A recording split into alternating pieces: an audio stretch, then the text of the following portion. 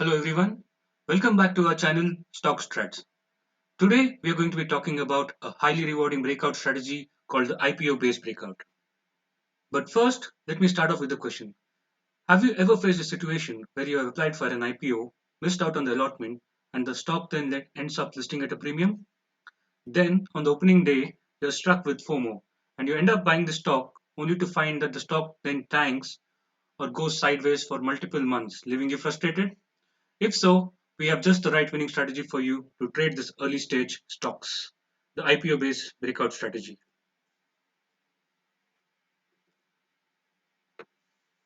Right. So, what is an IPO base? The IPO base is simply the first base the stock forms after it is listed. When we are looking to enter these young stocks, there needs to be a clear pivot point, which in most cases is the left side high that the stock forms during its initial trading days. Remember, this left side high can be formed on the day of listing, but the stock might actually advance a few days to create a new high before forming a base. An IPO base can be a cup and handle base, a double bottom base, or a flat base. Typically, we would like the constructive bases to take at least 5 to 7 weeks to form. However, remember that when it comes to IPO bases, the base length can be as short as 5 to 7 days.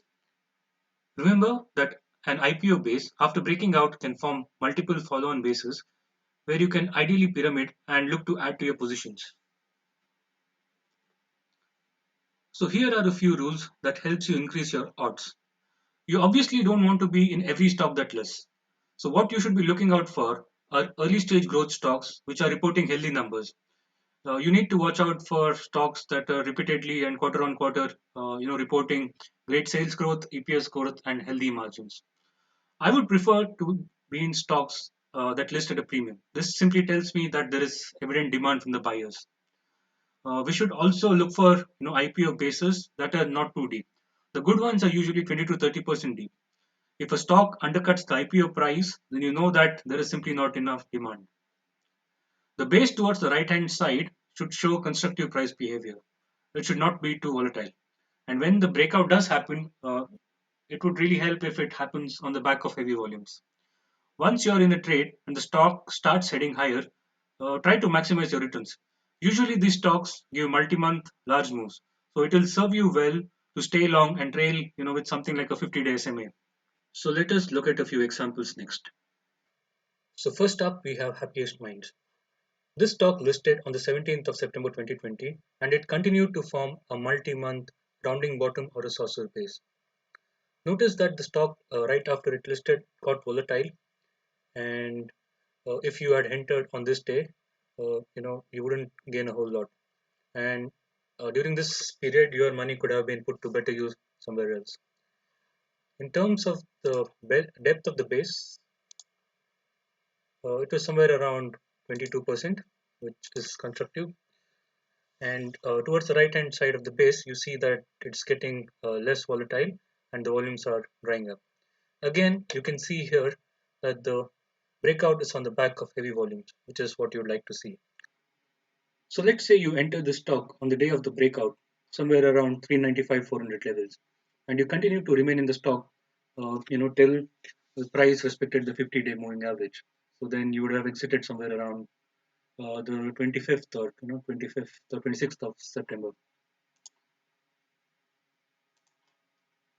Yes, and you would have indeed made some handsome gains there. The second example is my trip. So this stock listed this year around March, and after it listed, it kind of started forming a base of with a depth of about 30%, and then finally on this date it gave a IPO base breakout, and then since then you can see that the stock has continued to keep advancing. The last example is Nazara Technologies. So this is another stock that was listed this year, and it has been sideways for some time now, and only recently has it broken out from its IPO base, and you can see that it's already made a decent move post the breakout, about 60%. That's pretty much it for today's video. I hope you liked the video. Do consider hitting the like button if you found the video useful. Also, subscribe to our channel for more such videos that help you get better at trading. Thank you.